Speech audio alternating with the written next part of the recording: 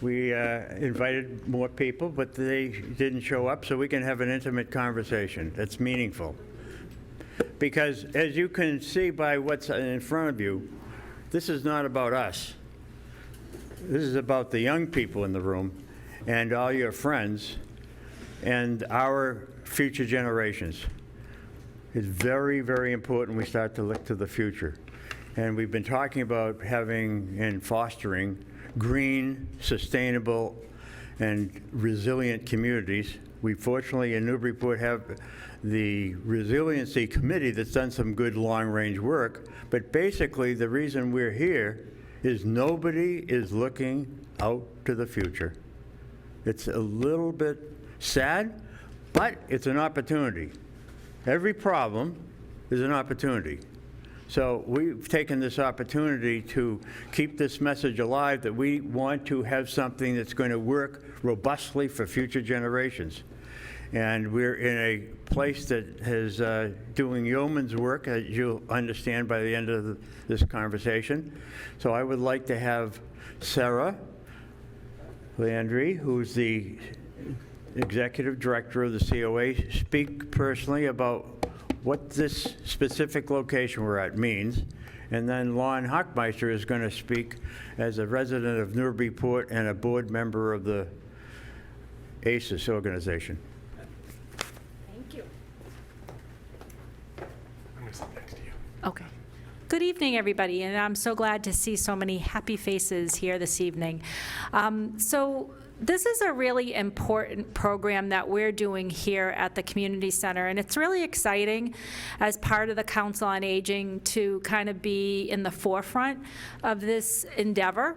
The work that we're taking on here is hopefully going to be a community model that not just other facilities within Newburyport can take on and champion, but also across the region, the state, and maybe even the full country. The work that we're doing here is going to be replicable, and that's our goal, is to have a real impact on our community. I was really excited when the folks from ACES asked to partner with us at the Community Center to do a zero waste initiative here. It is a project that's near and dear to my heart. I have a family member who's a marine biologist, and I have young children, and I am going to be a grandmother in October. So I'm hoping that I can pass down a really wonderful country and environment to them. So I want to thank the folks from ACES and welcome you all here tonight, and thank you for taking on this project or idea and making it a reality. So thank you to all of you. I think Lon is next.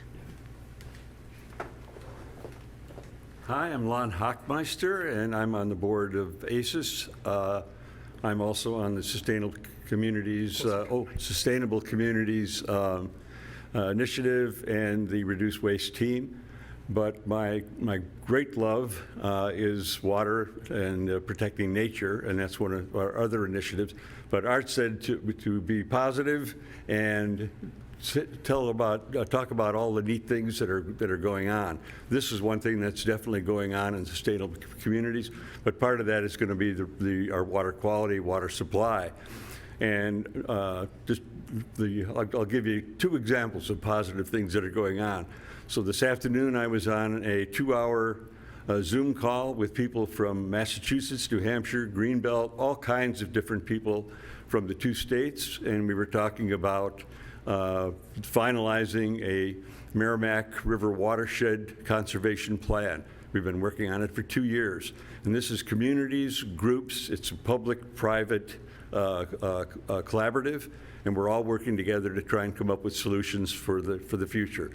And we had a call last week, and on that one, I'm helping the Merrimack Conservation Partnership put together their 5-year plan for the entire watershed, same thing.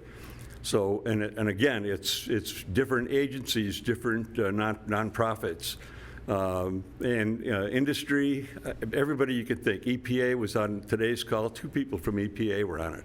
So getting people to partner, we're not going to be getting the help that we have in the past from above, from the feds. we're going to have to do it ourselves. And so there's a lot of positive stuff to talk about. So good luck and welcome. Thank you, Lon. He is a passionate man, as you can tell. So, John, would you come up here and share your perspective on the importance of young people? Because we've got a few certificates that we're going to give to young people who have been stewards and made a contribution to this community. Thank you, Art. I appreciate it. It's probably the principal still in me and teacher still in me, but I really value programs to engage our youth. Our youth face a future with potentially severe disruption to their lives and livelihood, and will more likely experience climate-related anxiety and distress. We need to foster climate change activities for our youth. It is their future and well-being that is going to be impacted the most by climate change. Our schools, youth organizations, area businesses, and churches, among others, can have a major positive impact by engaging our youth in climate change learning and activities. At Newburyport High School, a new program called Pathways is incorporating climate issues in the curriculum. A number of Newburyport High School and local college students have been engaged in internships involving environmental situations and practices. An example is the Indian Hill Reservoir Tree Walk, which is signage that was developed by 2 students from Newburyport High School. There are 16 signs for 16 trees all around the Indian Hill Tree Walk. And if you haven't been up there, I'd urge you to do so. They did a fantastic job with these signs. They came up with the text. Some of it talks about Native Americans. Some of it talks about, I'm going to need it though. Oh well. Some of it talks about how the colonials used the trees. In this way, people can learn about the trees, and they did a fantastic job. For those who went to Newburyport High School, you will notice that the border are the school colors, crimson and old gold. And the 2 students were Jackson Darling and Nicholas Forstell. Nicholas Forstell is now majoring in forestry at the UNH. So these kind of programs can have a real tremendous impact on our youth. There are 2 other examples I'll share real quick. Hugo Hennessy, a Newburyport High School student, is working with the Newburyport Water Department and Lawn to test water samples around the Indian Hill Reservoir. And another student, Nathan Lagoo, is learning about raising strawberries and how climate change is impacting that plant. We need more opportunities for our youth to learn about and successfully contribute to addressing the issues around our environment. And now I'd have Art come up and recognize some of the recipients of the certificates.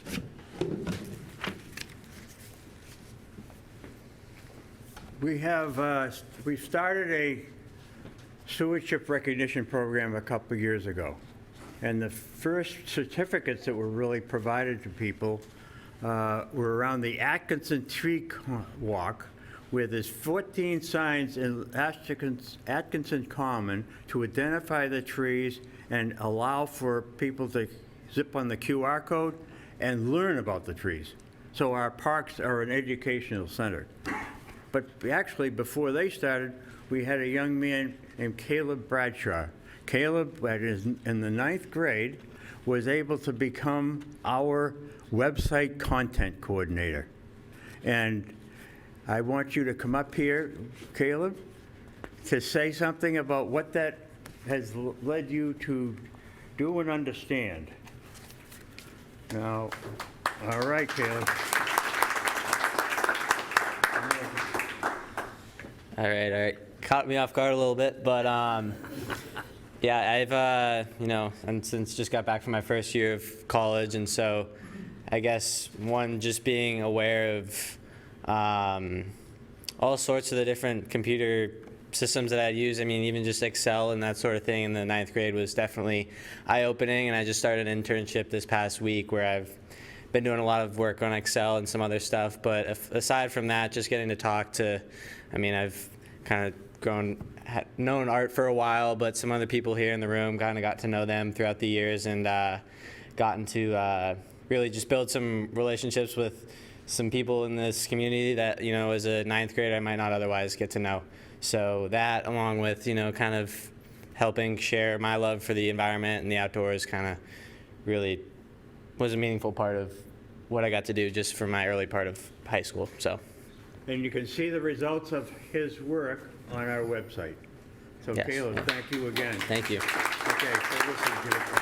Okay.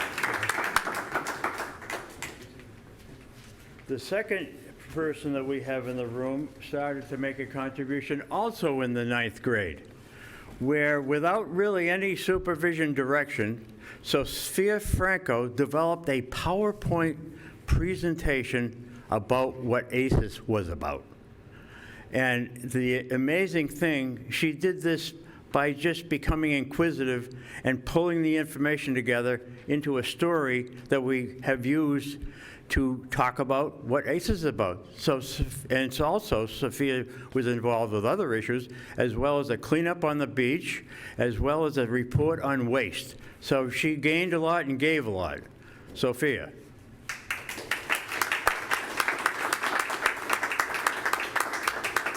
So I'm going to have you say a couple of things, just like Caleb. You didn't know you were going to do that, but that's okay. No, I did not know, but that's all right. Well, being involved, it helped me to realize that even though it may seem daunting having an impact on the climate, one person can really have an impact. And I also got to be involved in some great conversations with people in this room, as well as rehashing some conversations with teachers from my high school that I haven't gotten to see in a few years in my middle school. So it was great to talk to different people and get different perspectives on waste and recycling. And yeah, I think I learned a lot from the experience and really appreciated it. So. And she's now going to be a sophomore in college. Yes. So here you go, Sophia. Thank you, honey.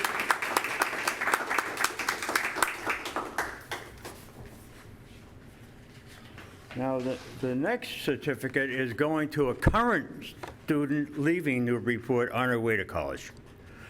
And Maddie Roden has done an absolutely fantastic job with helping to coordinate the environmental open house that took place last December, where she was really on the school side of the coordination internally.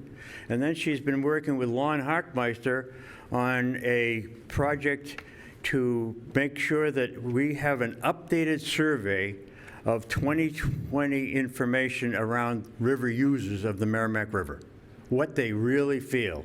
And as you can expect, 95% of the users of the river feel that the river is in extreme or real danger.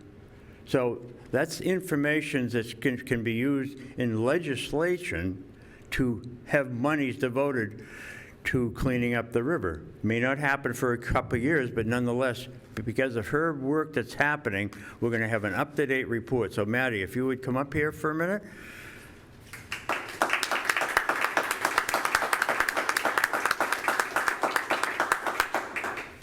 And I know you're very comfortable sharing things. So.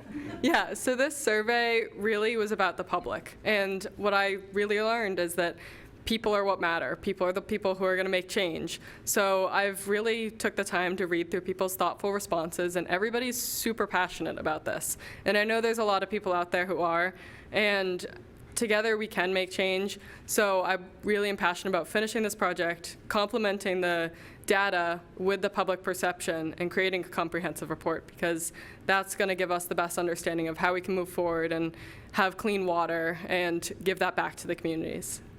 This internship with Lon has been a super valuable internship, because I transferred to Newburyport, I didn't really know anybody, got super involved in the science program immediately. They gave me the opportunity.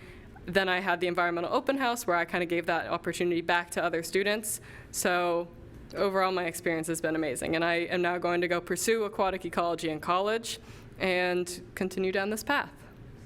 Thank you. Congratulations. Okay, that's yours. Enjoy. Maddie's had an impact on the community. There was a very significant article in the news a few months ago. It's on our website, and it expresses what she was presenting to everybody, which is obviously the enthusiasm you just saw. So what I think we're going to do now is have the mayor's presence here through the Chief of Staff, Christian Sear, is going to share with you a perspective that Sean's delivering.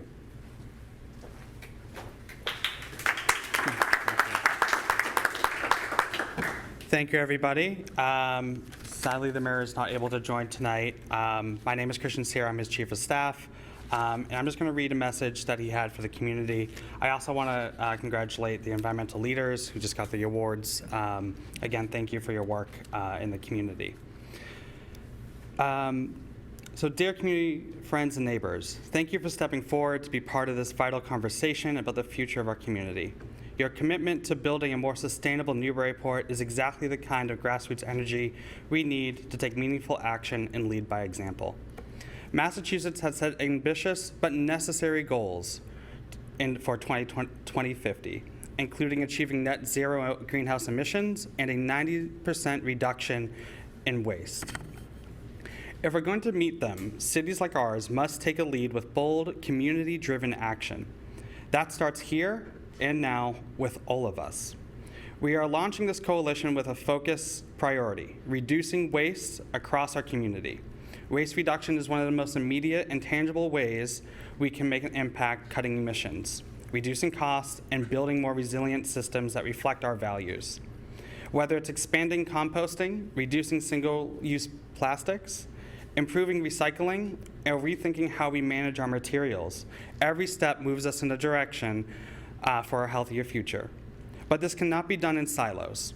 While we're here at the local level, we must have collaboration beyond our city's borders. Regional partnerships with neighboring towns, state agencies, nonprofits, private sector leaders will be essential in scaling up our solutions and making lasting change.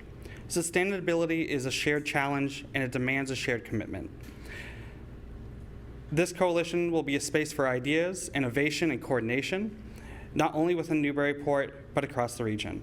Together, we can model what's possible when communities unite to face the challenges of climate change. We've already shown in Newburyport we can rise to this occasion, and I'm proud to stand with you as we take this next step, building a cleaner, smarter, and more sustainable future. One that honors the next generation and strengthens how we can help the next one. Thank you again for your dedication and your leadership. I look forward to the collaboration success that will happen. Let's move forward together. Onward, forward. Mayor Sean Reardon.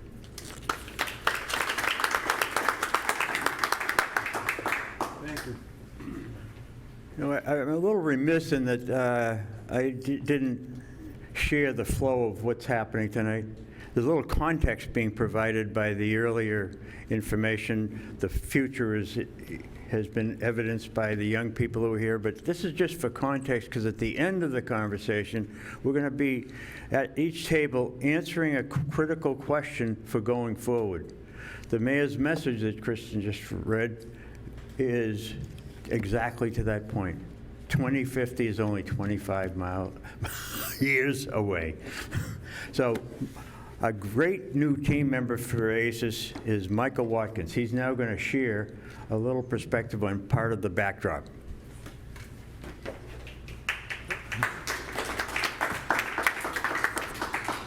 Thank you, Art. I am also new to ACES. I have been hanging out with these guys and learning a lot from them, and I managed to make my way onto the board, so I'm also on the board of directors.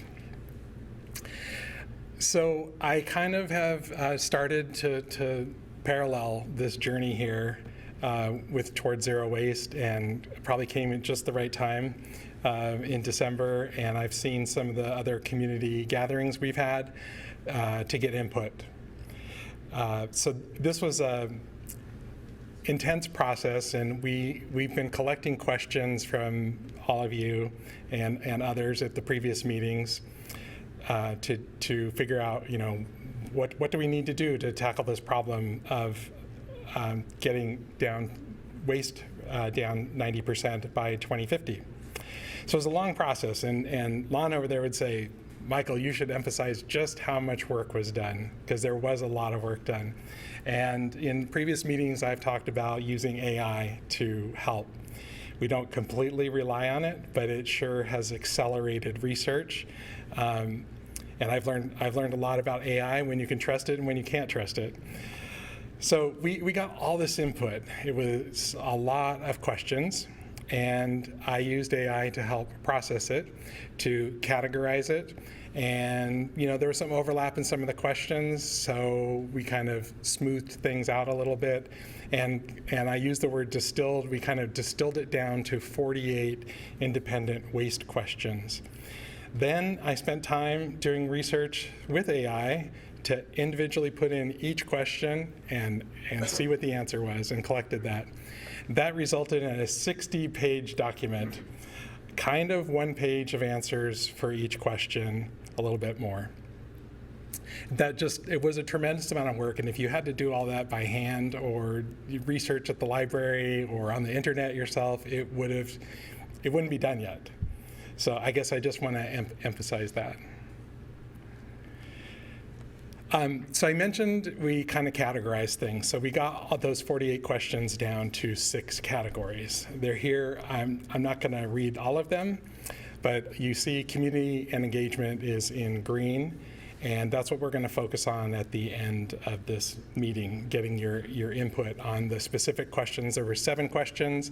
I don't know if we'll answer all 7 questions, but there were 7 questions that fell in the community engagement. This event is community engagement, so we will be focusing on that. I'll turn it back over to Art. Thank you. This has been a slogan that's been on various places where we have been by a signage, and you notice obviously this big. And the only way we're going to, as a society, as a community, as a greater Newburyport community, is to work together. And together we can make a big difference. And there are opportunities for everybody to get involved in some way that's in keeping with how much you can give, because it's the sum of everybody's contribution that makes the big difference, not just a few people doing a lot of work, because that always happens also.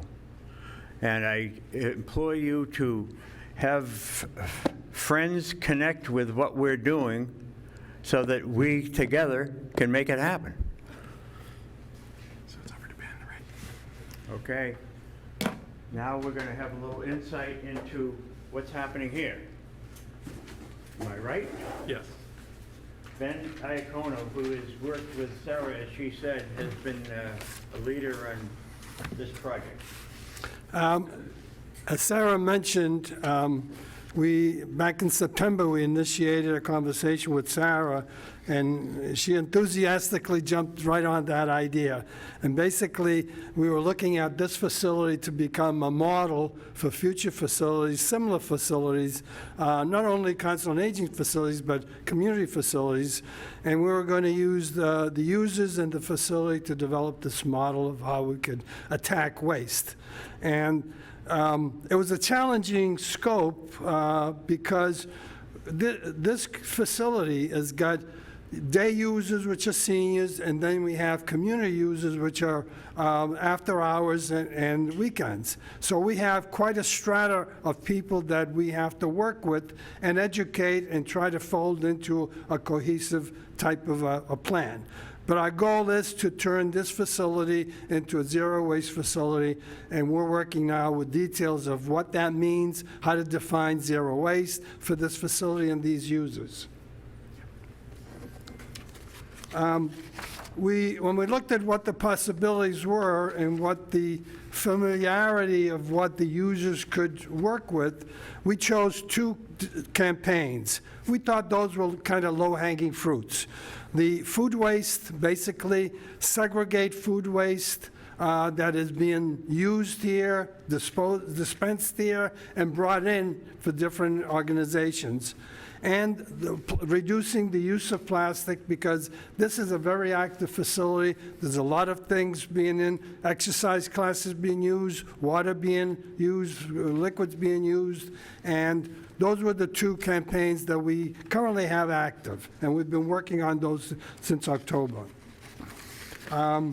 Just to give you some results of the first campaign, which is collecting of food waste, we have collection boxes in each of the rooms, plus we added a community collection tubs outside, 2 of them. And so far, through the month of May, we've collected 8,706 pounds of food, just by segregating that and taking that out of the normal waste stream. And the month of May, which was our highest point, we're averaging 148 gallons per week of collecting food waste between the inside of the facility and outside on the drop-off point. We are in the process, as I mentioned, defining what does turning this facility into a no single-use container facility. And we've got a team, a waste team that is exploring that. We're working with the manager of the off hours to define what that means. What basically we want to do is be prepared to designate, to have a complete enough plan to present to the mayor so that he can review that with whatever city officials are necessary to be reviewed, so that that can be a plan for this facility. And we have to manage it, obviously. The key thing with this facility is that, and what we talked about expanding to other communities, is what we're doing here, we're breaking grounds, we're learning things, so that other communities can adopt the same practices, go through the same, they don't have to go through the same learning process. They can have a jump start. And we're looking at 5 other outlying communities. When we're successful and we buttoned up everything here, we're ready to mentor them, to work with them, and expand that, those campaigns into their facilities. Thank you.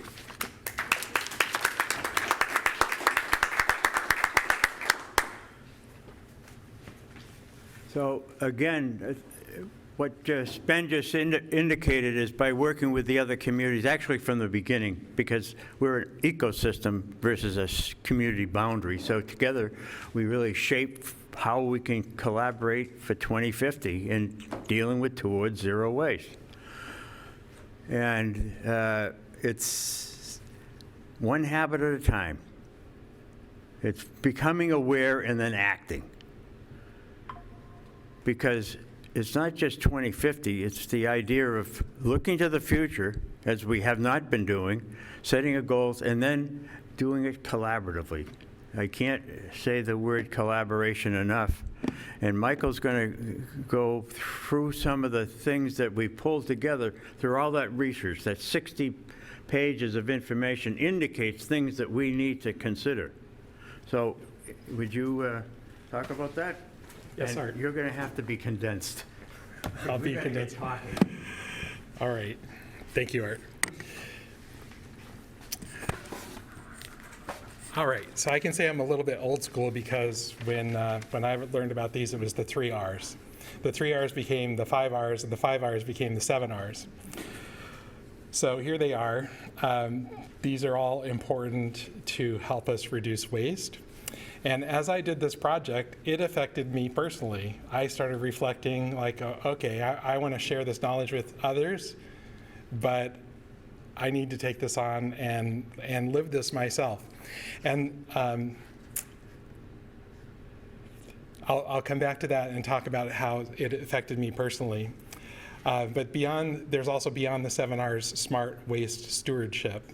So besides the others that you saw there, I want to emphasize, there are take-back programs and local drop-offs. Here in Newburyport, there's the Colby Farm Lane Recycling Center, and I haven't been to it myself, but I was told they accept a lot of material. So it's kind of cutting-edge location, and if you don't know about it, I encourage you to learn about it and take advantage of it. I also want to emphasize like the educate and advocate. That's what we're doing here, and you are all stewards of this now, and I want to encourage you to talk about this in your community and also help educate and advocate for waste reduction. Waste has health impacts. Air pollution, contaminated water. Microplastics have been in the news a lot lately. They're not the only thing, but basically science has shown that we have plastic in our bodies now. That's kind of scary to me. So, it's not just trash on the side of the road, it's stuff that affects our health. Okay, so I wanted to take this down. This is a big task. Like, there's so much to do out there, so where do we start? And you can start with yourself. You're able to control your own actions, and with the help of AI, I got this. It's pretty common sense, but the top 5 actions individuals can take to reduce your waste. Right. I did the same for the top 5 actions households can take. Leave that there. I went ahead and did others, but I'm not going to share those now. We're going to prepare some materials after this to share with you in about a week or so. But we took on same thing for hospitals, healthcare, construction. There are easier things for them to start with. So start with the low-hanging fruit and go from there.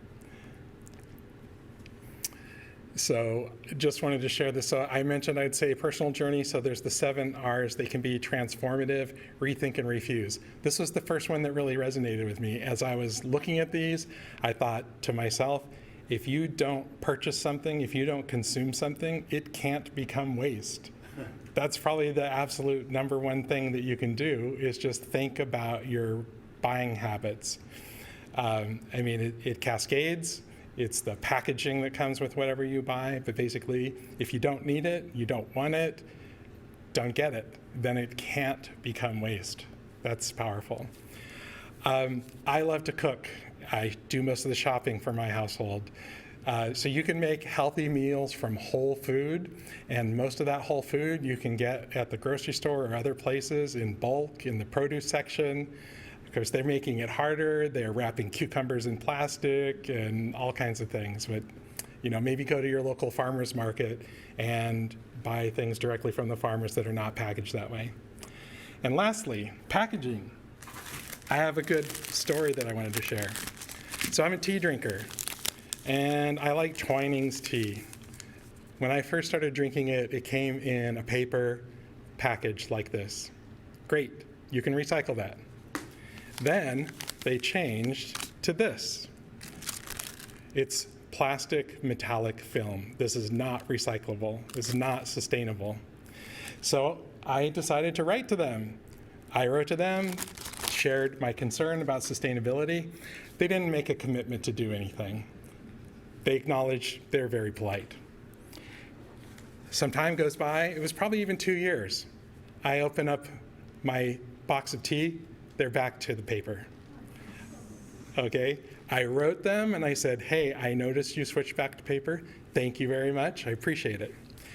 this sort of, I'll say it quickly, inspired me to, like, I want to kind of start a community where people can, maybe there's a website. You can go to the website, you can say, I wrote to this company to suggest a change in packaging, something to make them more sustainable, and to track it. So, but this is something I feel I helped make a difference personally, one person making a difference. Go ahead, Lon. Where are they located? They're based in England. They're impacting the world. So, okay, yes, they're based in England. It's an English company. So, yeah, hopefully wherever they export their tea, I have affected that. All right, I'll turn it back to Art. Thank you, Michael, for everything you've given and your personal journey. So there's a lot of information to deal with. We pulled it all together. So what are we going to do? We're going to have a summit in September, a multi-community summit on the subject of waste. There's a lot of regional things that can happen, but how are they going to happen? They're going to happen only by the involvement of those 5 starter communities, because they're contiguous. There's a lot of overlap because of ecosystems. And then these communities of interest, not just environmental groups, the businesses of the communities, the social support organizations, recreational facilities, all the schools. Tremendous amount of waste is happening throughout our communities, but we have to come together to solve this problem, and we can't do it alone. We need yourselves and your peers in whatever way that makes sense. So what we're going to do right now is look at some questions that are on the table so that we can get your input on the questions. These are the key questions related to community and engagement. So each table, there's a, Ben? Could I say one other comment before you break? Ben wants to say one more comment. Would you stand up and yell? Yes. I failed to mention another little success of our waste team. You see this plastic container? This is the Meals on Wheels, which is provided to low-income people. We have a company called ACES that services 30 communities, including Newburyport. They provide 4,000 of these meals per day. Some of them are consumed here in the facility. Most of them are being delivered by drivers to their homes. We focused our attention on that plastic tray that the Meals on Wheels gets delivered on. We now have a compostable tray that, as of November 1st, Newburyport will be converted to a compostable tray for Meals on Wheels. It's the start of 30 other communities. ACES is the largest provider of Meals on Wheels in Massachusetts. 4,000 trays per day. So this is the tray center. Thank you, Ben. And that was a result of collaboration and leadership. So what we want to do is have this input. We need one person at each table to be the recorder, facilitator, and we need you to talk about what you think should be discussed around the waste war at the September summit to deal with the question that's on your table. And each table has a different question. So you're starting the summit process by your input here tonight. And we want to take 15 minutes to get your thoughts together and then have someone that you designate collectively present what you have come up with. So this is collaboration in action, and enjoy the experience. Thank you. Okay. Thank you very much for all that interaction, and I can say I think you probably have some great ideas. So what we're going to do now is all stop talking. We're going to all stop talking because other people are going to talk here and share what happened in their conversation. And Sarah is going to be first. She'll read the question, and then she'll share the results. And she's going to leave the piece of paper behind because we're going to consolidate the notes and share them back. All right, so our question was, what are the most effective strategy strategies for communicating updates to the broader community. So the first thing we talked about was you need to have some kind of consistent messaging, and maybe creating a template. We had talked about creating a template that could be used across different forms of media. And then we went into what, like, really kind of nitpicky, what were some of the ideas, a way to get, how we can get those updates out. And so we thought of things like the local newspapers, such as the Daily News and the Townie, the local podcast, which is the Daily Pulse on Saturday mornings, and then another one that might be, we might be able to use is Between the Lines. Social media is a great way to get communication updates out. Facebook, TikTok, Instagram, or groups such as like the Nice People on Newburyport, flyers, and other kind of posted materials around the community to get information out. We also thought that maybe e-blasts or e-texts to members of different organizations, like the Senior Center utilizes e-messaging, and we can do big blasts to large groups of our membership, as does, I believe, recycling or resiliency can do that. We also thought that maybe we could somehow access the Next Door, which is a local website. One of the things we were talking about was having ACES create a YouTube channel, and maybe being able to get some communication updates out on that. Other things that we thought of was utilizing community groups that are already in existence, such as churches, senior centers, the library, the Greater Newburyport Villages, and other nonprofits that already have monthly newsletters or weekly newsletters that maybe important communication could get sent out on those. We thought that by collaborating with local businesses more and utilizing the Chamber of Commerce, they could maybe identify some businesses that would be willing to get our information or important information out into the community. Then that was about it. So it was a very, very fruitful discussion. So thank you. Okay, now Nancy is going to provide some other perspectives on another key question to be discussed at the summit. He's letting me go out of order, for which I'm grateful.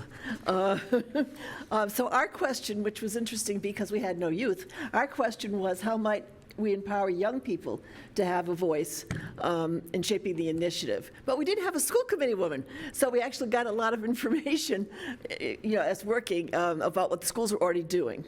And certainly to empower the young people, going through the schools seemed an obvious direction to go in, and is already happening. But it's also made the point that often when you get the youth involved, then they take it back to their families, and their families get involved. And so that can help, although it also sometimes can be challenging. Not all parents are as collaborative sometimes, but the students can work on it. It was also suggested that the kids, that they would give, to motivate the students to give prizes and then bring that back to the family. Again, to get the families involved, be proud of their children, help collaborate for the children that are, engaging. That we also could make examples, as we're doing tonight, of things that are the best practices, I guess is what I would say, to have a model. Now, it's interesting that, yes, our initial discussion was mostly about the high school. Because that's where all the work has been, right, up till now. But what I learned tonight from Sarah was that there is now a program in the schools that starts as early as kindergarten. And they did kindergarten, then the kindergartners go up to the first grade, the next kindergartners, and it goes up grade by grade by grade, so that it's already through, I think, fourth grade, did you say, Sarah? Fourth or fifth grade? So they're bringing the kids through doing the composting consistently. Right. So it's a lot of this, it's already their habit. By the time they get it's not like training the kids when they get to high school. It's already the habit when they start. I thought that was brilliant. I got very excited about that. Then at the schools, rather, to have the students perhaps have responsibility for overseeing certain projects. So again, you engage the leadership, you engage responsibility, it becomes part of what the community does. And one person described even further going specific projects and individual classrooms. So they could see what's happening, like to survey the classroom and have the students in one classroom pay attention to, do a survey of what's working well, what's not working, and then develop a plan as a group to address what's not working well. But they could also use the same model in the community. Students as a project, a group of students, maybe not the whole classroom, but interested students could go out into the community, work with businesses, work with churches, whatever you want, but then not only identify the problems, but have responsibility for developing a solution. So that's basically what we had. Okay? Thank you, Ed. All right. I would like to acknowledge Katara Harding, who's the second grade teacher at Bresnahan. She was the head of the green teams in the school system. And what's going on at Bresnahan is an example of what needs to happen in elementary schools because, as Nancy said, it will migrate through the grades as these young people are stewards now at 5, 6, 7 years old. So would you like to present that? Okay. Another question. No one else will be able to read my writing name. Okay. Well, we can leave the note afterwards. Try. All right, our question was, what are some effective ways to engage municipal leaders and organizational partners to support the initiative? We talked about it in two ways. One is promoting the 7 Rs, and the other is pushing participation in the summit. So when you're going to the town leaders, we talked about having a specific ask, either increase composting, increase recycling, or participate in the summit. Identifying key stakeholders and influencers in the town, people who can talk to the town leaders who have their ear already. Utilizing community message boards, some of the ways that for question 1 about getting the word out, all the towns have Facebook pages and other things that you could utilize. Recruiting a champion in government to sort of take up the mantle and help promote it. When you send people out to go talk to stakeholders and influencers and leaders, have them have personal stories that they can relate to make it more relatable and to make it an easier sell. Involving the schools was a big one, along with the churches and other civic organizations in town. Putting signs in classrooms, for instance. Another thing we talked about was incentivizing participation for the towns. So having a contest to see which town can reduce waste the most per capita in a given time. Having a certification or designation for the towns. So, they're a TZW town, that, a little seal or a logo they can put on their website or something like that. Having metrics when you go to talk to people, how much waste is coming out of a particular town. You talk to the contractors and see if we can get information on how much, we had the information on how much we're composting, how much waste, how many pounds of waste per capita is each town generating, and then you can tie that back into the contest or something like that. Plus, whenever you have hard numbers, obviously, it's really easy, it's much easier to make the sell. Speaking of easy, make it easy. Come to the towns with pre-made materials that they can then share out to their populace, or ready-made programs that they can institute. And finally, making the financial argument.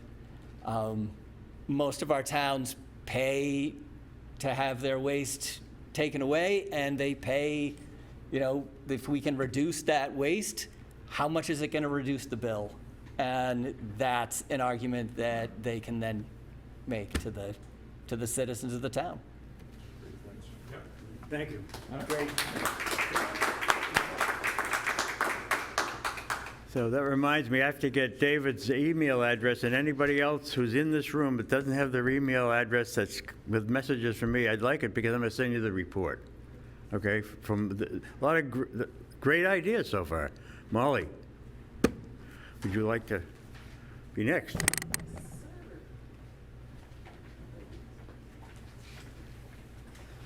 Okay, our question was, how do we increase diverse community representation and participation at meetings? I'm actually going to read our notes kind of backwards, because I think our last point was kind of an interesting place to start, which is that waste is different for every person and organization and group.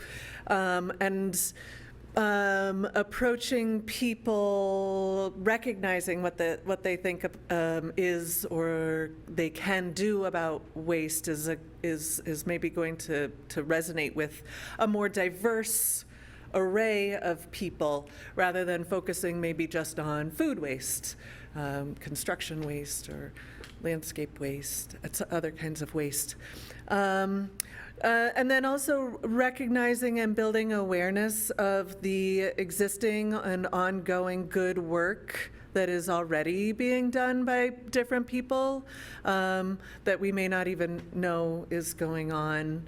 And continue to distill the message that everyone can do something towards waste reduction, communicate what's relevant, and then definitely, again, going back to schools to get youth input,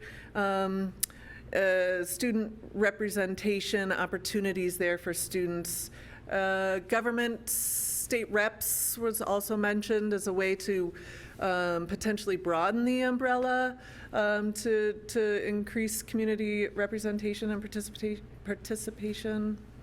Also higher educational entities, not just early elementary and high school students, but North Shore Community College and other higher educational organizations. Okay, that's it. All right. Okay, Lon's going to be next, and I think we've got the makings of a great summit. We're just going to have bodies and minds to make it happen.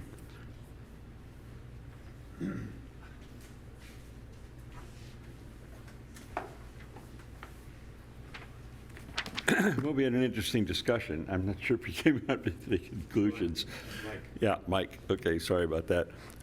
So our question was, who will lead and organize the 90% waste reduction effort for the greater Newburyport area?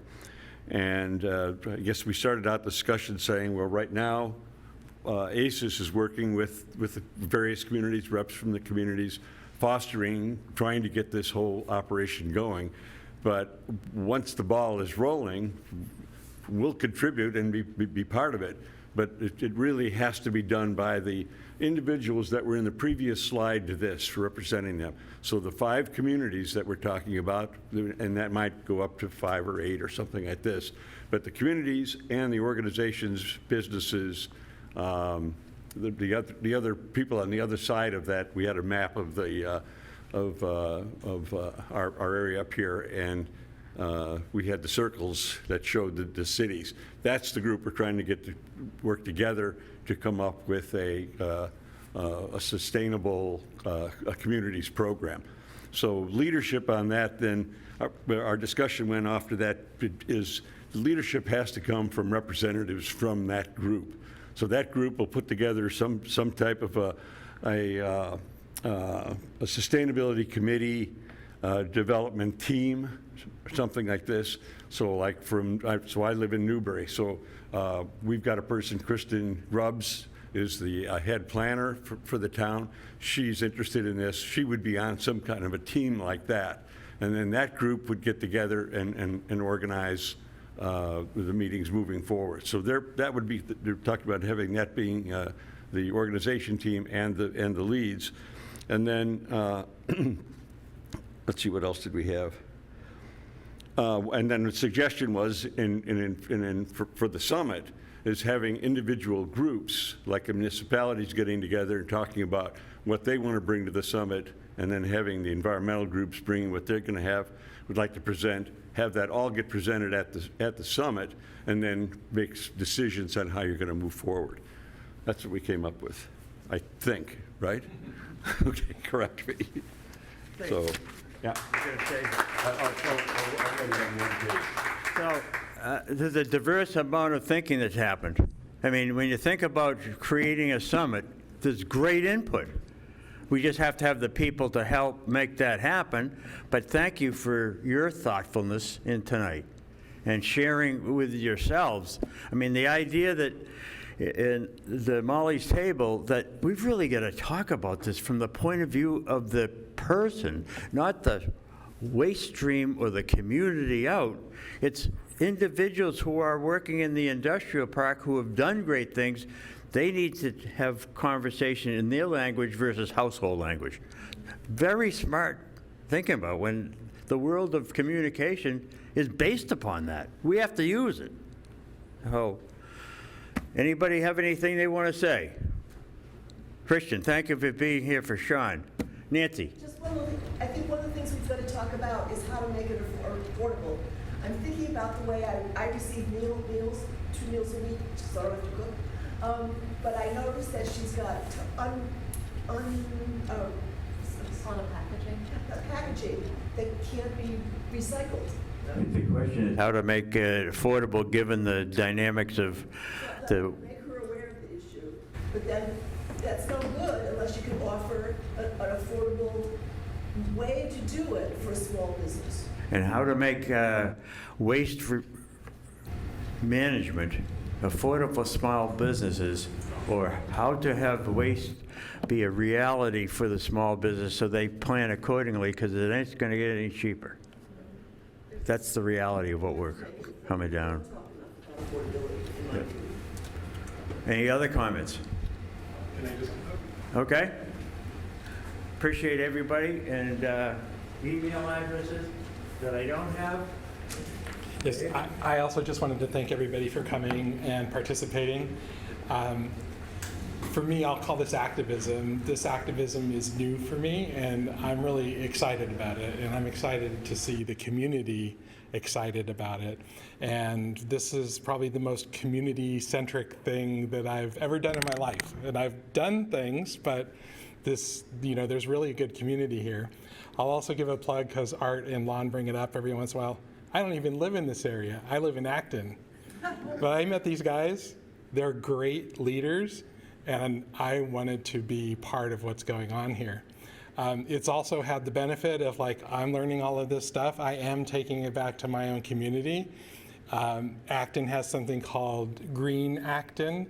It seems to be a very good organization. So, I'd just like to see all of this. This is a great community. ACES is a great organization, and the town of Newburyport specifically is doing good things. You guys have a sustainability director, Molly. Not all towns have a sustainability director. I'll just say I attended another meeting that my senator, Senator Eldridge, was at, and there is a bill right now that's going to get grants, if it gets passed, to fund sustainability directors for other communities. You can check it out. I think it's got 1444 in the number, .1444. So check that out. Be vocal. Let the mayor know what you think. Let your state representatives know what you think. I'll say just one more thing, because we'll just say the federal government isn't being so very supportive. Within ACES, we also have just talked about a bottom-up approach. In our own communities, we have a say about what goes on. You can affect change in your local community. So I encourage you to do that.